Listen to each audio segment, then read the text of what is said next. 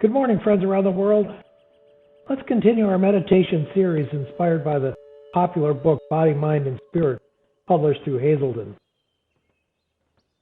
In my early 20s, I had become a lumberjack as a result of our family moving from Detroit to Vanderbilt, Michigan. I remember my first day on the job as if it happened yesterday. I had been working for a fellow by the name of Dave Bunker for the past 6 months as a mason's tender. That job had been the toughest job I had ever had, but it wasn't even close to what I was about to experience as a logger. While working as a mason's tender, I'd get on the job around 7 a.m., take a lunch break at noon, and then we'd finish up sometime around 5 or 6. We did cement work for as long as the weather permitted, but never past November 15th, the first day of deer season. We'd take those 2 weeks off and stock our freezers with venison. Then we'd head for the woods to cut and haul timber.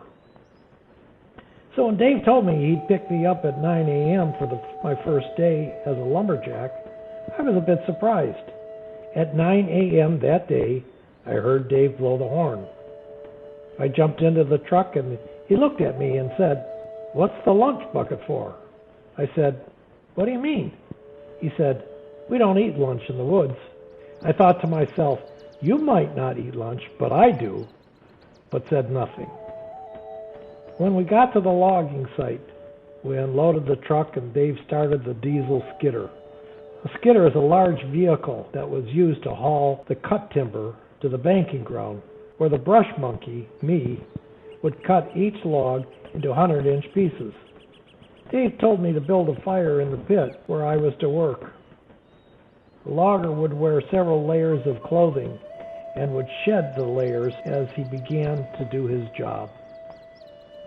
It was getting close to noon and I had shed most of my clothes, even though the temperature was in the teens.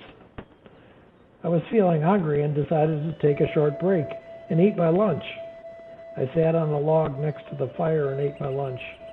No sooner had I finished, Dave pulled up with a skidder, dragging 3 large logs.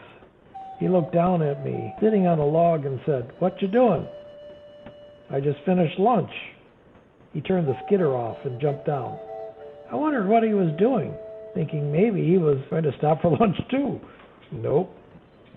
As I stood up, I heard a crunch on my back. Then I realized the back of my shirt had frozen. Dave said to me, "We're finished for the day." "What?" "What do you mean, we're finished?" He said, "That's why we don't eat lunch in the woods, Ed. You'll never get warmed up now." End of story. Oh, by the way, I never ate lunch in the woods again.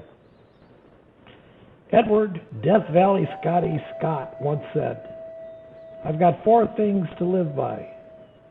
Don't say nothing that will hurt anybody. Don't give advice. Nobody will take it anyway. Don't complain. Don't explain." Learning to mind our own business is one of life's trickiest lessons. Often we may find ourselves in the role of master fixer, feeling we are responsible for other people instead of being responsible to them. Putting our foot into the middle of someone else's life, we can get our toes stepped on as we discover that most people relish directing their own lives. It's hard at first to step back and let others make their own decisions and mistakes, especially if we feel we know what's best for them. But letting others tend their own lives frees us to take care of ourselves.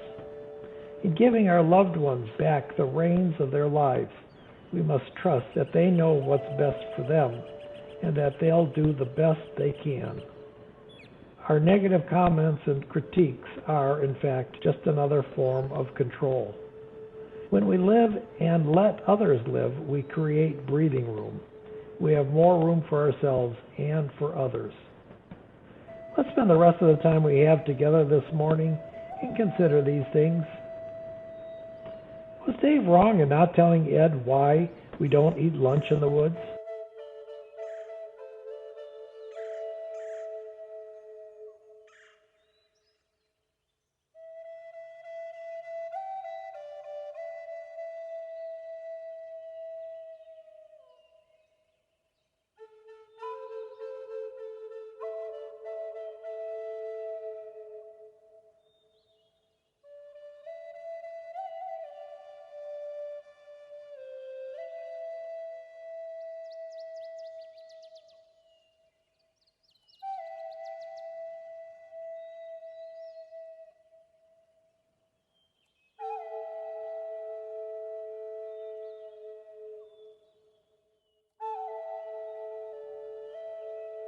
Why do you suppose Dave didn't tell Ed why?